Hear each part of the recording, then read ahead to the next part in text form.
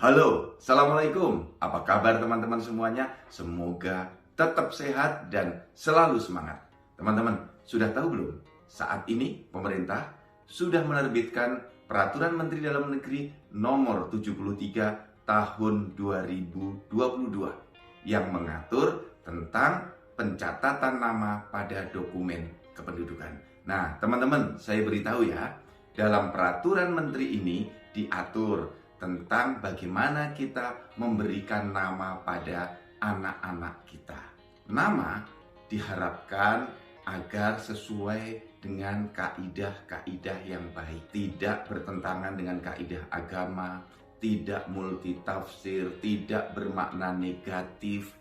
Selain itu, nama juga tidak boleh lebih dari 60 karakter, 60 huruf termasuk spasi. Karena kalau terlalu panjang nanti tidak muat saat ditulis di dalam KTP, kartu keluarga, kartu identitas anak, akte kelahiran, dan seterusnya.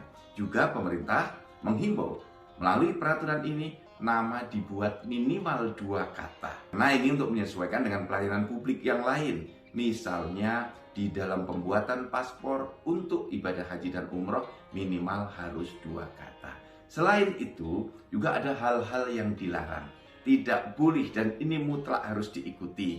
Pertama, nama tidak boleh disingkat. Artinya, nama harus ditulis utuh. Misalnya, Muhammad tidak boleh ditulis Muh saja. Abdullah tidak boleh ditulis ABD saja. Selain itu, nama dalam pencatatan sipil, dalam akte lahir, akte kematian, akte perkawinan, akte perceraian tidak boleh dengan ditambahi gelar. Tidak boleh juga dimaksud dengan gelar ini adalah gelar pendidikan atau gelar keagamaan. Jadi tidak boleh ditambahi doktor, sarjana hukum, haji, dan seterusnya. Selain itu, teman-teman juga yang tidak boleh adalah memberikan nama gabungan antara huruf, angka, dan tanda baca. Di dalam pemberian nama hanya boleh dengan huruf saja. Karena ada namanya sangat unik, menggunakan nama huruf, tanda baca, dan angka. Misalnya ditulis namanya Ridwan dalam tanda kurung dengan kemudian ada spasi, kemudian ditambah angka. Ini rumit sekali dan menimbulkan multitafsir. Nah, teman-teman semuanya, yang terakhir yang perlu saya beritahukan, Peraturan Menteri ini mulai berlaku pada tanggal 21 April 2022 dan tidak berlaku surut. Artinya tidak berlaku ke belakang. Nama-nama yang sudah ada, sudah dicatat di dalam dokumen kependudukan tetap berlaku. Sekali lagi, nama-nama yang sudah dicatat di dalam dokumen kependudukan tetap berlaku. Ini berlaku untuk ke depan, untuk anak-anak kita, untuk cucu-cucu kita. Nah, oleh karena itu, teman-teman, silakan dibaca, pahami, dimengerti, dan bila akan melakukan perubahan nama atau pembetulan nama, ikuti ketentuan yang ada di dalam peraturan menteri ini.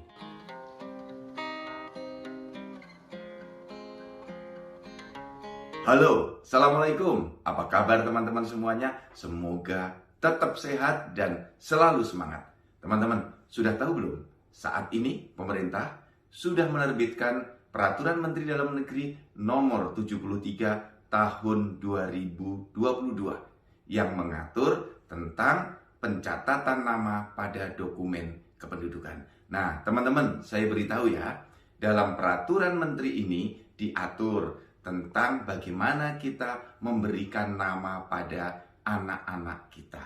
Nama diharapkan agar sesuai dengan kaidah-kaidah yang baik, tidak bertentangan dengan kaidah agama, tidak multitafsir, tidak bermakna negatif.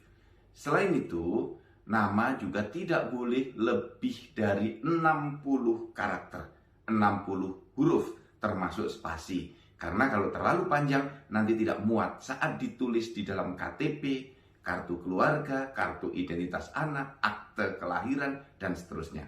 Juga pemerintah menghimbau melalui peraturan ini nama dibuat minimal 2 kata. Nah, ini untuk menyesuaikan dengan pelayanan publik yang lain. Misalnya di dalam pembuatan paspor untuk ibadah haji dan umroh minimal harus 2 kata. Selain itu, juga ada hal-hal yang dilarang.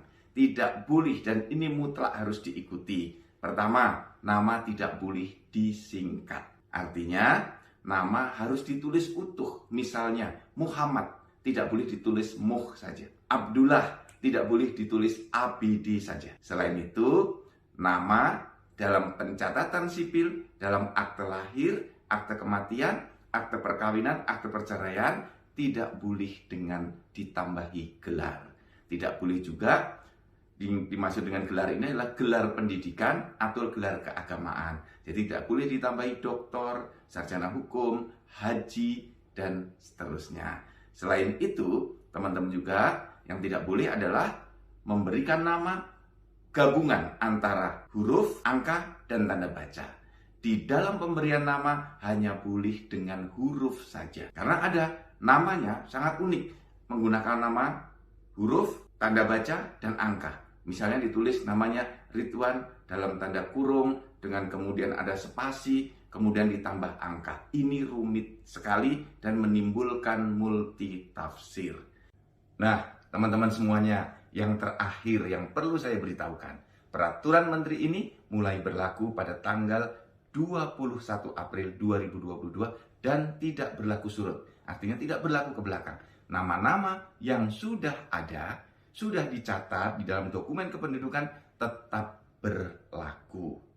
Sekali lagi, nama-nama yang sudah dicatat di dalam dokumen kependudukan tetap berlaku. Ini berlaku untuk ke depan, untuk anak-anak kita, untuk cucu-cucu kita. Nah, oleh karena itu, teman-teman, silakan dibaca, pahami, dimengerti, dan bila akan melakukan perubahan nama atau pembetulan nama, ikuti ketentuan yang ada di dalam peraturan menteri ini.